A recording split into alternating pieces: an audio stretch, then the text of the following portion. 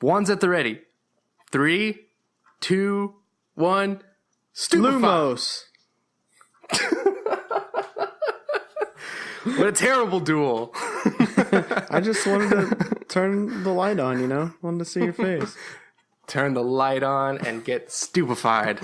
You probably missed. What you didn't know was we were in a dark room, so now I can see you. Whatever. Moving on. Welcome to the podcast, everyone. Welcome to Afterthoughts. This is a podcast where we talk about our first and our second impressions of movies, along with a related topic. My name is Joshua Kazemi, and I'm here with my co-host, Coleman Taylor. Coleman Taylor, that's me. You've just started to say your own name after I've said it. I know. I just wanted to give another intro. You got to hear it twice, In case you forgot. Very good. Oh, man. So, in honor of fantastic beasts and where to find them, we are talking about Harry Potter this week, obviously. And we're going to talk about what I think is maybe one of the most divisive movies in the franchise. In the world, is that true? If you think about it. World. Like, sure. This movie... Most divisive of all time. Do you find that that's true for this movie? Yeah, that's what I've always known to be true about this movie. People either love it or hate it. That's true. That's accurate, I would say. I know a lot of people who did not like this one at all. And I've had such a roller coaster with this movie. Because this is usually, for most of the movies in our podcast, I'm watching them for the second time. There's the occasional one that I'm watching for the third or fourth time, but this is like the 10th time I've seen this movie. The millionth time. Yeah, you watched it recently, right? You and our friend Brett watched all of them in what, like a semester? I think it took a little longer than that, but within the year, yeah. There's a good chunk of like my life where I would come home or walk out of my room and you guys were just watching a Harry Potter movie, which was great. Awesome. Yeah, it's pretty funny. And then we read them after that, which was funny because we watched them first. But whatever. That'd be really funny, right? If you were a person that was like, before I read the book, I want to watch the movie first. I gotta see the movie first, then I'll read it. That'd be awesome. The book doesn't do the movie justice. Said no one ever. Except maybe about Fight Club. Yeah. I was just want to say for another podcast. I think I've said that. Oh, what movie did I say that about? I think maybe. Oh, it's gonna bother me. I know I've said that before, maybe once, that I really genuinely thought the movie version was better than the book, but I cannot, for the life of me, remember what movie that is. I'm interested. If you ever remember, let me know. I'm sure that I've told you about it. Is the thing. So this is also on you for not remembering. Wow. Way to put that burden on me. All right, if I remember it, I'll bring it up. I'm writing down book less than movie. Just set an alarm. Put it on your calendar. Were we on a train of thought before all that, or should we just dive into our first impressions? We should dive in. I don't think we've been on a single thought this whole episode so far. So Perfect. Sorry, listeners. All right, go for it. What was your first impression of the movie? Like, do you remember your very first impression of the movie? So. I just remember I'd never read the books before, so I didn't really know what to expect from it. And I remember knowing it was different than the first two I had seen. Just, it felt different. I was too young to really put my finger on it, other than knowing it was darker.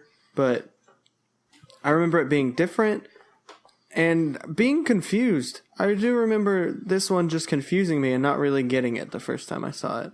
It's very vague because it was so long ago when I first saw it, but I do remember being confused. Right, yeah. What about you? No, yeah, similar, because I loved those first movies a lot. Like, I really, really enjoyed them. I loved the books, obviously, so I felt like the first two movies were really good at, like, introducing us to that world visually, and I was just so on board. And then I really hated this one when it first came out. Like, I was just so upset that it felt different, like what you were saying. Like, I really felt like I was watching a different set of characters in a different movie in a different world. And I was like, no, that's not what I want. So, yeah. And then the same thing, I couldn't really articulate it the first time I saw it, like why it felt so different. It wasn't until a couple of viewings later you realize like it's because it's a new director and they wanted to go a different route and they wanted to start making them darker. But it's just like the first time I saw it, I was not okay with any of that. And for a long time, I was one of the people that hated this movie for sure. I don't think I ever hated it, but again, it's because I didn't read the book beforehand. Most people I know that hated it because it was either so different from the book or so different from the others, which were like the book. I just know most people who hated it had read the book first and then saw the movie and hated it. Where me, I saw it and while, yeah, I didn't really understand it, I definitely liked it. And it was Harry Potter, magical world. I was a kid, so I didn't find much to not like. There was stuff about it. I mean, honestly, the first time I watched it, I don't remember disliking it because of differences from the book. That's definitely something that has come up in subsequent viewings. But I think initially it was stuff like I didn't like that there was a new Dumbledore. You know, that's nobody's fault, but it was just like that sucks that happened. I didn't like the new director. I didn't like that that Harry and Ron and Hermione, they weren't in their dress robes, you know, like in that final act they're in their street clothes or whatever. I didn't like that. I didn't like Gary Oldman as Sirius Black. Wow. Yeah, and I figured that you might have a response to that because you love Gary Oldman. Yeah, them is fighting words. That is one part that I do remember disliking because of the book. Like I always pictured him as like this bigger guy for whatever reason. And so to see, and it makes so much more sense for Gary Oldman to play the part than I would have understood as a kid. Because I just pictured like this, I don't know, for whatever reason, I pictured this big, buff, Sirius Black, scary, intimidating guy who was like intimidating physically. And Gary Oldman plays it, you know, like this guy who's been in prison for years. So it makes sense that he's like scrawny and who's been having his soul slowly sucked out of his body. It makes so much more sense that way. But as a kid, I was like, no, he's got to be giant. I have to be like afraid of him. So there are lots of little things like that I just didn't really like the very first time. And it was devastating. It's so interesting. Yeah. Because I don't have anything like that because I didn't read the books first. So I went in with no expectations and not knowing what was going to happen. So Sirius Black was great. I loved Gary Oldman as Sirius Black and always loved Gary Oldman. Back then I didn't actually know who Gary Oldman was. So there is that. But when I first saw it, I didn't think anything like that. Mm-hmm. Sirius Black lived up to who I thought he would be based on what they had said about him throughout the whole movie. Right. So it's just interesting that you had this different image based on the book. Yeah. But I mean, that's the thing. Before rewatching it this week, like since then I've rewatched the movie several times and it's become one of my favorite Harry Potter movies. Like I completely turned around as I've grown up and rewatched the movie and have reread the books and just have had multiple experiences with this world. It's become one of my favorite ones. And I think it's because, you know, at the time it's the third movie. Now it's the third movie of 8. And it is one of the most distinct ones, which I like, you know, it stands out in those 8 movies, which I really appreciate. And I was mad that Alfonso, the new director, sort of took liberties with the world. I just didn't like that he changed like the geography of Hogwarts changed, you know, like the walk from Hagrid's hut was different than the first 2 movies. That stuff I'm still honestly not like super on board with, but I think Alfonso's vision of Hogwarts is really cool and really fitting. So it's become one of my favorites. For sure, which is, I just think is kind of interesting.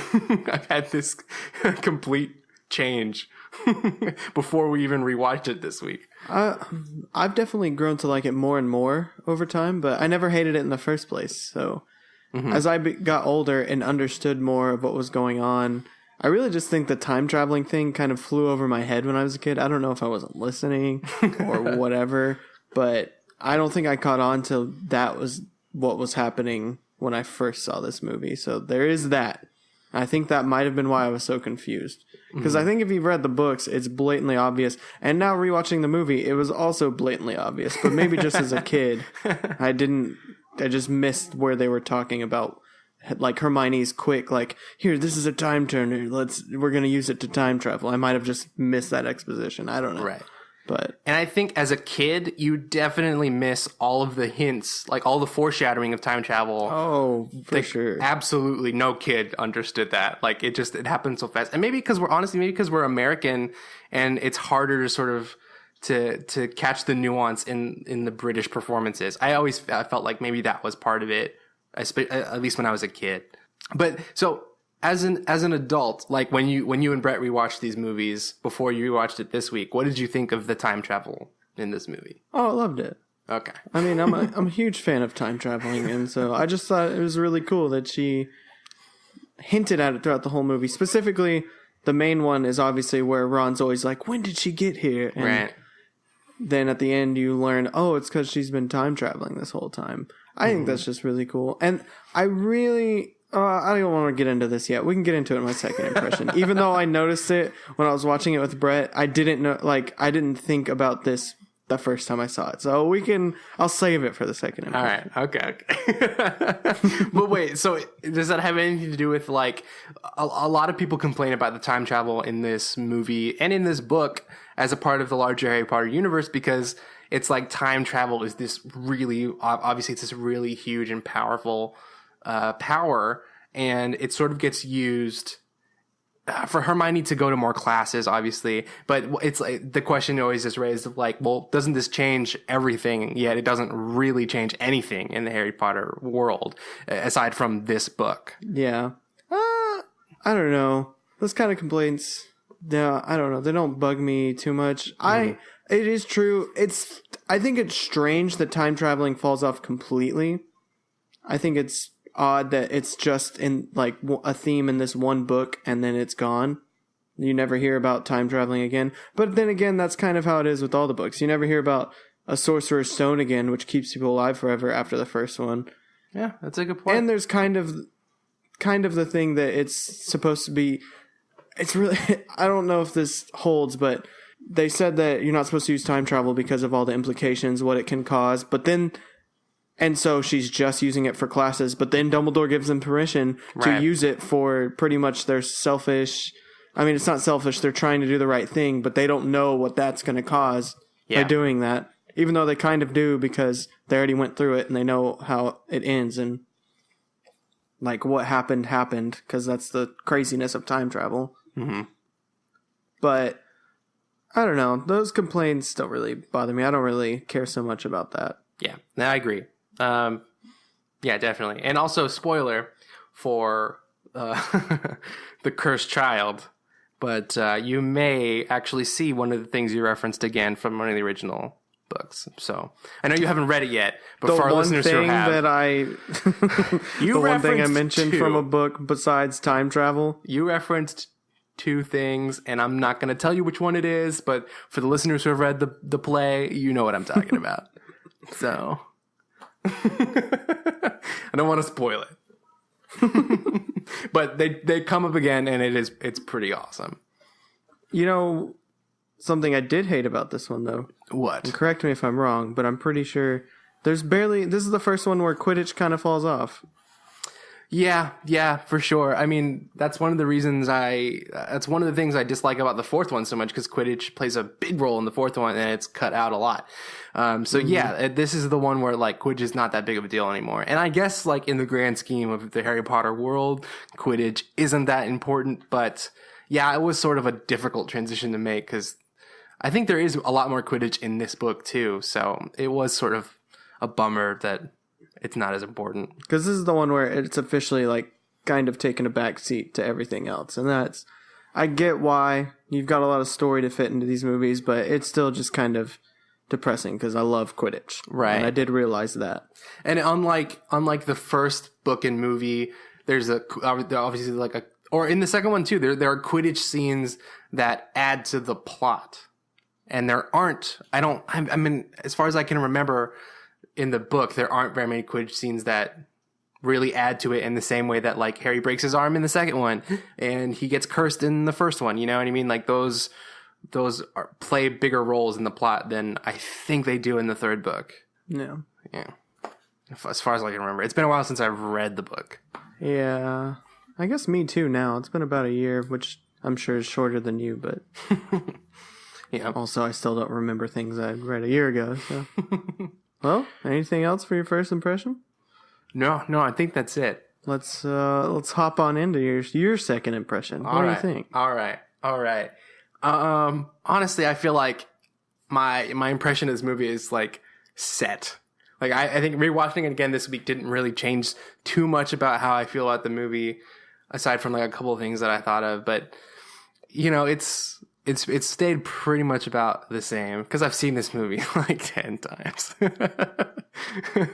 But there are definitely a couple of things that, you know, watching it with the intent of like trying to deconstruct it a little bit, there were definitely things I picked up on. But what were your general impressions of it this time around? Pretty much the same, and well, I don't know, because I kind of want to conglomerate all of my just later viewings and compare them to my childhood ones rather than my first viewing and this last one I've watched. It's gotten better. I think it's one of the best ones for sure now. There's not many that are better than it, even though it might be missing some things from the books. It's just, I don't know. And there are some things that I don't like about it, but I think it's definitely one of the top Harry Potter movies for sure. Maybe even books, but that's harder. I would say that's much harder to do. Yeah, for sure. Well, that's interesting because I feel like, so for me, I think my favorite books, or some of my favorite books in this series, is the third and the fourth. I really think like those are when the Harry Potter sort of saga takes bigger steps towards what it's building towards this whole series. You know, they're sort of like turning points in the story, and the third and fourth ones are just like I remember having like vivid memories of the third book. Like I remember the night that I finished it. I remember like reading the last 5 chapters in one sitting, and like I remember like pacing around my room with the book in my hand reading the last couple of chapters, like standing up so excited and curious about what was going to happen. And I think because of that, it's kind of like I have such fond memories of the book that I expect so much from the movie. So it's like the best books in this series for me are also going to be the movies I want to be just as good. So so one thing I noticed in my viewing this time around was like the movie just does not capture all of the intricacies of the third book. Like there are so many little plot details that make everything that happens so much cooler that you just can't capture in the movie, or they didn't capture in the movie. You know, there's little things like they show the newspaper in the beginning of the movie with the Weasley family and how they went to Egypt, and it's just kind of a throwaway line. But in the book, that is how Sirius Black realizes that Peter Pettigrew is still alive. You know, it plays a much bigger role in the book, and there are little things like that all throughout that aren't included in the movie.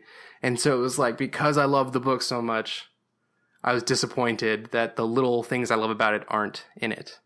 But I do agree with you. It's like what I've said before. It's like one of the most distinct movies in the franchise, and I really appreciate it for that. And just how much, because they do this, specifically JK did this when she was writing the books, but it continues in the movies that there's just hints as to what is going to happen at the end throughout all of the movies. And I think those are really well done, and how they all unravel at the end of this one. I think this is one of the best ones where there's so many hints throughout the movies at all the different things about Hermione time traveling, about Lupin being a werewolf, about Peter Pettigrew being the rat, all of those things. And then in this one massive scene at the end, the climax of the movie, you figure all of that out. Yeah. And I think this was one of the movies where that was most well done out of all of them. I think they all do it well. I think this one was just far above. I don't know if it's the best because there's 7 of them. It's so hard to. The fourth one's so good, but but definitely one of the best, if not the best, at least in that aspect. Well, okay, so let me float this by you, and let's talk about this for a second. Okay, so when you first watched the movie, you hadn't read the book, right? Correct. Okay, so at some point you read the book and then you rewatched the movie. Other way around. Wait, what? Well, I guess I've rewatched it now. Yeah. Right. Yeah. Okay. So I want to argue the idea that maybe you like the movie more because you've read the book. Maybe. I don't know. Why do you think that? Because I think all the book readers who watch this movie know exactly what the plot is because they remember it from the book, and so you sort of project it into your viewing of this movie. And the movie is not bad by any means, but because the movie is good and because you remember the intricacies of this really like fun and great plot, you sort of mesh together the two and walk away with like a good experience from watching this movie because of the book. But I wonder, for people who have not read the books, like, does this movie succeed as well with them? I mean, I think so. Okay. Because I never didn't not like the book, and I think the reason I didn't understand all of it was just because I was younger. Because you're young, yeah. Because one thing, honestly, because I have a weird perspective. I think most people read these books first before going to see the movie. Mm-hmm. And if they saw the movie without reading the book, they still probably haven't read the book. Yeah. Obviously, that's not everyone, but having seen the movies first and seeing them many times first and then reading the books, it just seems, it's weird. It just seems nitpicky. Like, all of the main things are in there, and it's very subtle things that are kept from the books. But people make it seem like there's these huge, glaring things that are missing from the books. Entire points that reading these books are going to just open this world of all these new things that you didn't see before. And really, it's just not that. It doesn't. They're great. They're wonderful. And the books are honestly better. I think everyone would agree with that. But it wasn't just a massive influx of new things that I got when I was reading the books. If anything, it was just kind of like, oh, that's cool. That's neat that was in there that wasn't in the movie.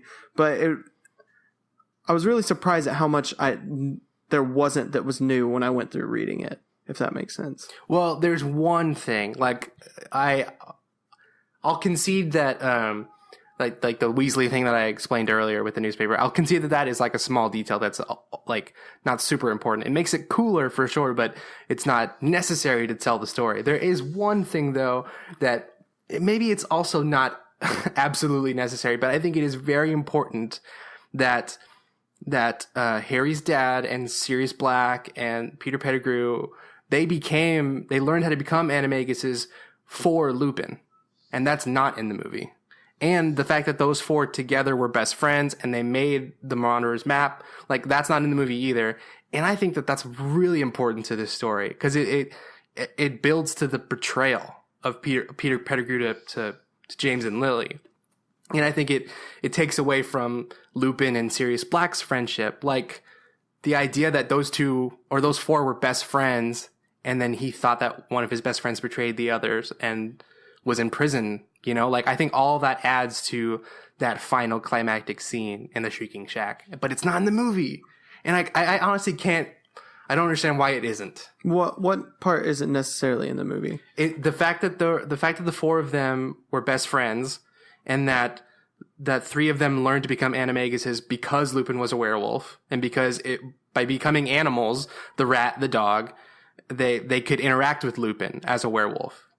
And they could become friends with him every time that he had to change. And that the fact that the four of them were so close that they made the Marauders map together. Like, none of that is explicit in the movie. That's true. None of it's explicit. But I still think you understand that they were all four best friends. Yeah. But that's my point. I think you get that in the book and it builds it. And that's why the book is better, because you get more in depth. But still, at the same time, the movie does convey that they're best friends. And I understood that they are best friends without knowing all those intricate details about how deep their friendship was. Yeah. I knew that they were friends and that they thought Sirius Black betrayed them, but really it was Peter Pettigrew who betrayed them. But it's still very obvious that Peter Pettigrew was considered one of their close friends as well. Mm-hmm. Specifically in that scene where they're all screaming at each other. Oh, I love that scene, man. It's so good.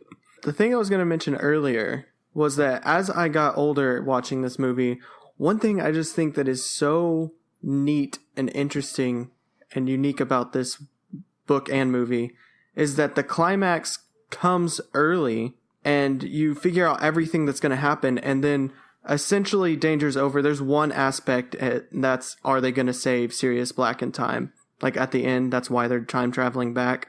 But really, the actual climax of the movie is already passed, and then you go back and kind of just figure out everything that happened and why it happened. And I think that is so interesting, that the actual emotional and physical and action climax of the movie has already passed, and now you're just kind of going back from a different perspective and seeing what's happening. And I just think that is so interesting and unique to do. And that is one thing that really pushed this movie high on my list, because I didn't notice that as a kid. I just watched the movie and was like, "Whoa," and was actually confused by it. But now that I'm older, I'm like, that is so interesting. And movies don't do unique things like that, and books don't take risks. That's really a risk to have a climax that early. You don't know if that payoff's going to be great, and I think it pays off so well. Yeah, it definitely, that is one thing that's it's always been so cool about this book and this movie. Like the fact that the low point of the movie is really, really low because you have experienced a climax, and as we're falling back down, and it seems like everything that was going well for Harry and for the group is gone, and they've lost it all, and it really feels like, how are they ever going to come back from this? This is terrible. And then there's an hour left in the movie. You know, it's like, it's awesome. Like, it is really cool because, I mean, your highs are only ever going to be as good as your lows. And so to go down that low and to really, like, not know how they're going to come back from it, and then to have that adventure happen, it's really awesome. Yeah. Oh, I love this franchise. I know, it's so good. It's so good. One thing, though, I really don't know how I feel about this one being as dark as it is. Interesting. Like, tone-wise, and even just the shades. Like, the first two movies, it's very magical and very bright and colorful, and this one is just immediately dark. It looks very dark. It feels very dark. And I do understand it's more plot heavy and it is darker, but it just felt such a sudden change from the second one to the third one. Absolutely. Specifically because I feel like it hasn't gotten too dark yet. I think it starts getting really dark in book 4. Right at the end of book 4 is where it starts getting real mature, and obviously someone dies and things like that are going on. But in this one, while it's heavier, it's still, I don't know if that justifies how dark it feels. I still wish there was more, it was more magical in this one, more kind of free. They're still younger.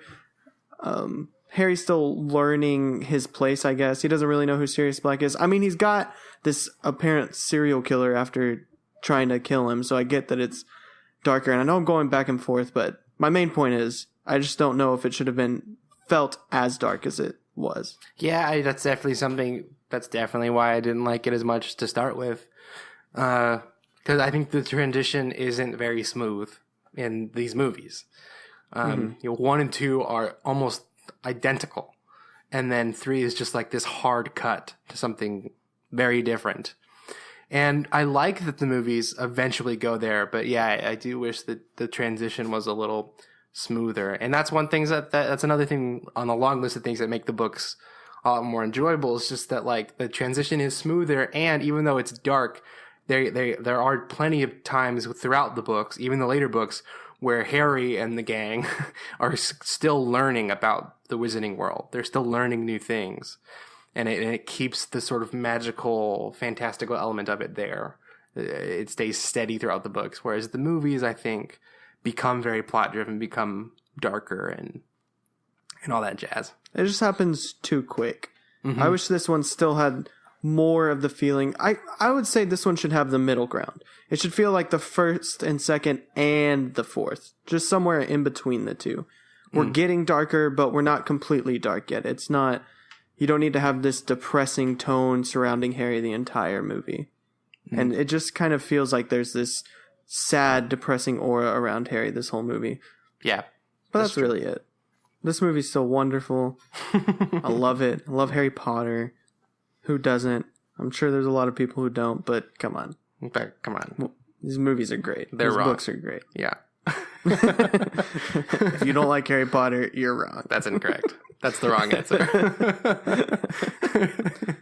How did you feel about the acting? I feel like the acting's kind of the same through all 7 movies. Oh, no way! So you think it becomes perfect in the last movie, the 8th movie? Yeah, that's what I was saying. Yeah, no. All 7 really bad. 8 amazing.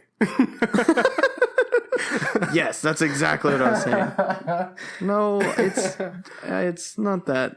They aren't that. They're okay. They're okay. They're okay. They're all right. The scene where the scene in this movie where he's like crying and he's like, I'm gonna kill him. It's like it's always been hard to watch. It's not getting any better.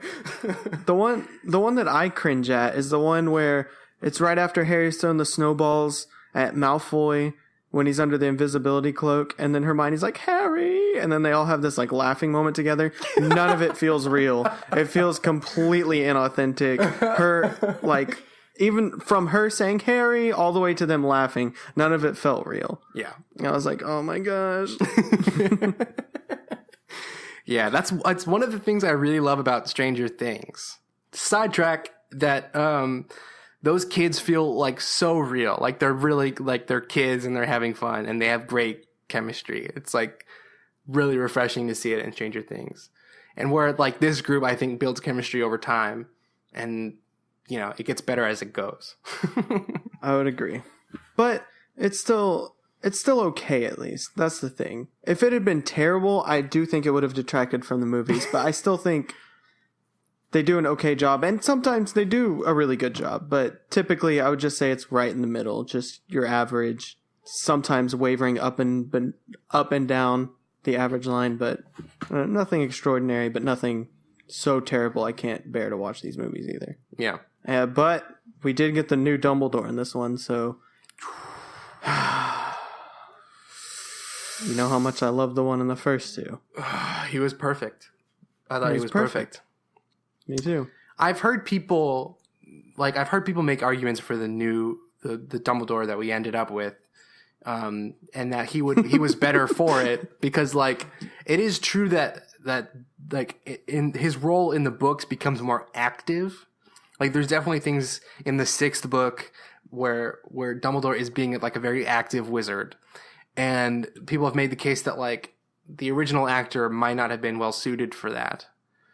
But I just feel like the characterization was there.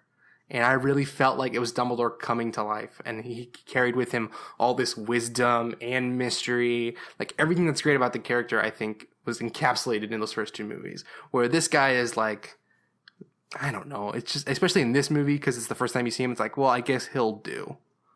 Show must go on. Yeah.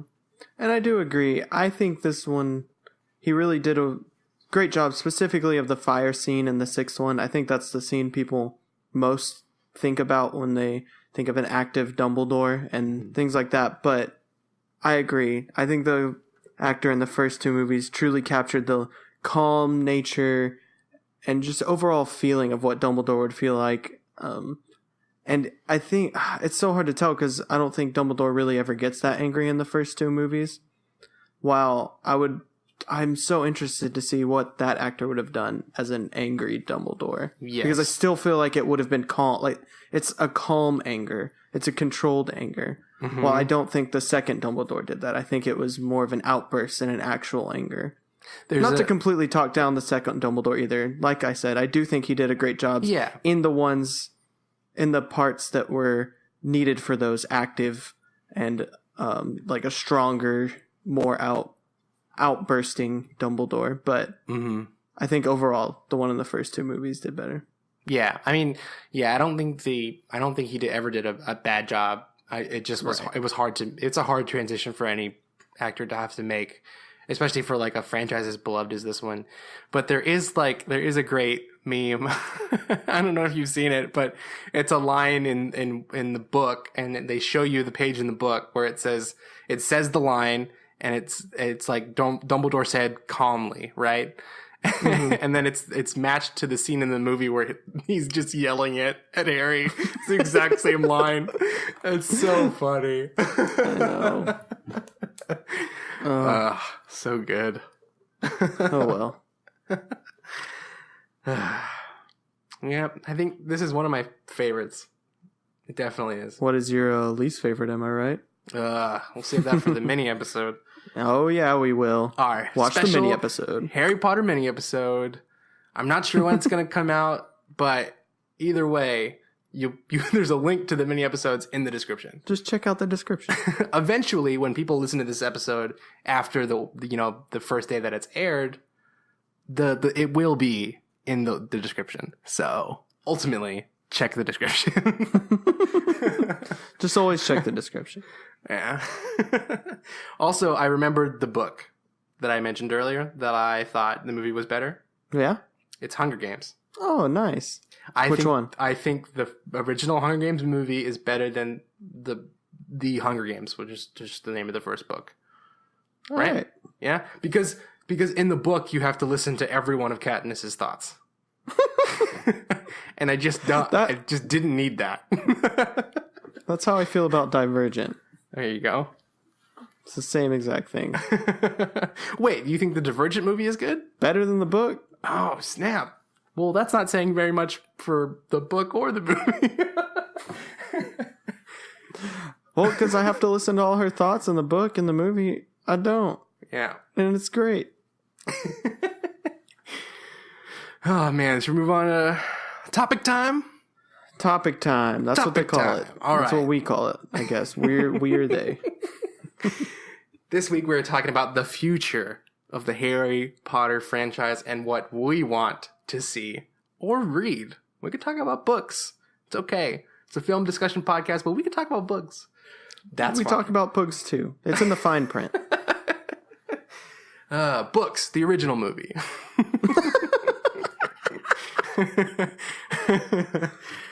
Oh, man. So, why don't you kick us off? What's something that you would like to see in the ever-expansive Harry Potter franchise? Because it's not going anywhere. There's no way Harry Potter's dying down anytime soon. It's a good one. I think something along the lines of things they've mentioned in the book and then just putting a whole story to it.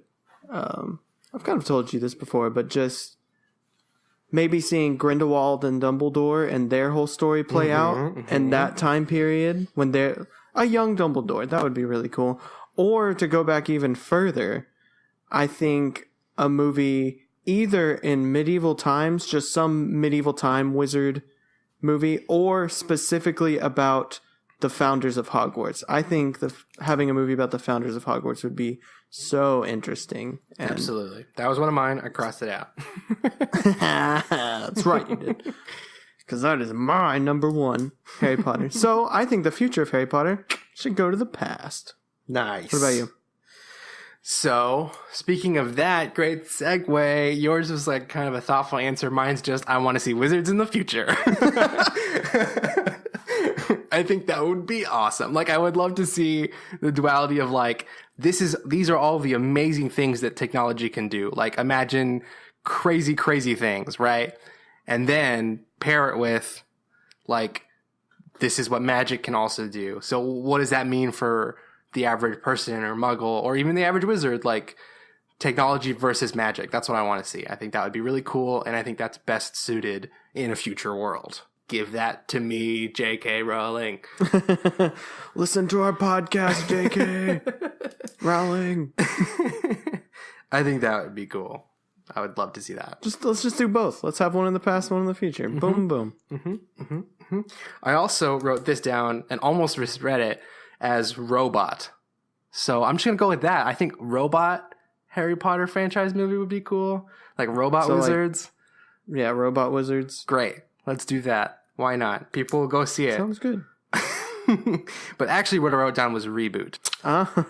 So nice. I know that it's probably controversial to say this, but I love the 8 movies, but I think it would be great somewhere down the line to see another go at it. But like very mindfully trying to be different, you know, like I would love it. Like imagine a Harry Potter world that's like slow and thoughtful. It's like, it plays more of like a drama, and I don't know. I could see a different version of the world. And I would be okay with seeing like a a director with a very unique style come to the franchise and make it totally different than anything we had seen before. But it's the same sort of story. You were making a lot of noises. I don't think you're on board with that. I don't think I am either. Your other one sounds great. I don't know how I feel about a reboot of Harry Potter or anything in general. We've had like 10 Spider-Man movies at this point. I'm about over it. Okay, I don't want Harry Potter to become the same thing. But Spider-Man just got awesome again, right? So Oh, whatever. Go listen to the Civil War episode, then tell me what you think. It's like I put up a poll on my Twitter last week and was like, or a couple weeks ago, and was like, who would you have liked to have seen direct one of the original Harry Potter movies? And I think John Hughes ended up winning that poll. He was like followed closely by like Alfred Hitchcock, and I forget who else I put on there, but like, wouldn't that be awesome? Like a John Hughes, like high school drama comedy Harry Potter movie. I would love to see that. And there have been like awesome people online who, you know, have you seen the Harry Potter as a rom-com trailer? It's awesome. That would be great. I would love to see that. Or I would love to see like satirical parodies of Harry Potter. I want like creative people to be able to come in and do whatever they want with this Harry Potter world. I think that would be awesome. Like Dear Wizard people? Dear Reader Wizard people? Thank you. Like, imagine if he had a budget, what he could do with this franchise. So like a Breakfast Club Harry Potter where they like have Great. detention together and just Great. talk about how they're going to end up being like their wizard parents. Absolutely. / Muggle parents. Absolutely. I think that would be awesome.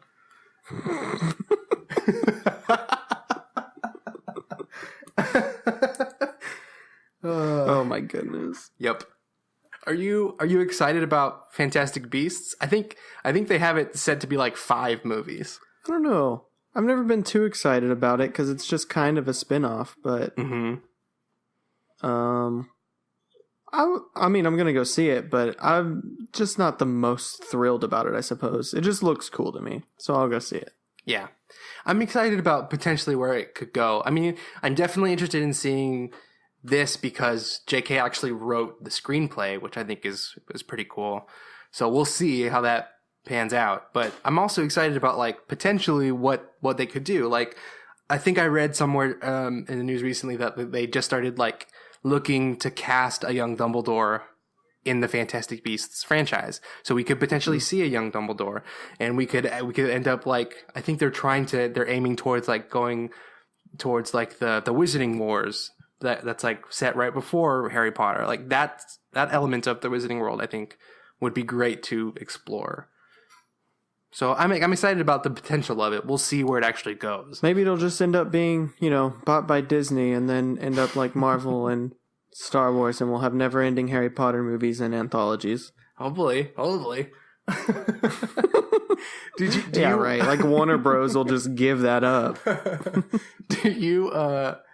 Do you want to read more Harry Potter books? I want to read more Harry Potter books that aren't about Harry Potter. I think Harry Potter's story is done. Okay. So, are you going to read The Cursed Child? Yes, and we'll see what I think after I read that as well. But generally, I just feel like his story is pretty much done. Maybe there's a few more things you can do, but I don't know. Yeah. And I read the book. I read The Cursed Child, and it's like it seems like a great play. I would love to actually go see it. It doesn't satisfy the itch to read another great Harry Potter book. It's like this sort of fun one-off. It's like, well, what if this happened? And it's like, it sort of satisfies that curiosity. And I think it would be awesome and really fun to see it as a play. So, but I probably agree. I don't think I would want to really read another Harry Potter story unless it's, I mean, I don't even know. Maybe not even then. But I was going to say, unless it's like something that the stakes just have to be greater than they were in the original. And I think that's a hard bar, a high bar. Yeah, I don't think you can be greater than the originals. If anything, yeah, just as great. I don't I don't think you get much greater story-wise than the Harry Potter books, so. Yeah. All right. I think that's it. I think that's the show. I think that does it. Thanks for listening, everybody. Let us know on Twitter what you think of Harry Potter and the Prisoner of Azkaban, the movie or the book. Tell us, was it a great adaptation? Did you love the movie? Did you love the book? Let us know on Twitter. Our Twitter handles are in the description, where there's a lot of other good stuff. Next week, we're going to be talking about Zootopia in honor of Disney's new movie. I'm not going to try to pronounce the name because I keep messing it up. But I'm sure you know what I'm talking about. So you can watch Zootopia. It's on Netflix, so it's super easy. Check it out and tune in next week. We are doing a Harry Potter mini episode. That'll be in the description. Check that out. And if you want to keep supporting the podcast, the best things you could do, leave us a review on iTunes. And that'll be a great way for us to get promotion on iTunes for other people to see us and to expand our audience. That would be great. And if you could share the podcast with a friend, that would be awesome. Also, thank you guys for listening. This has been Afterthoughts.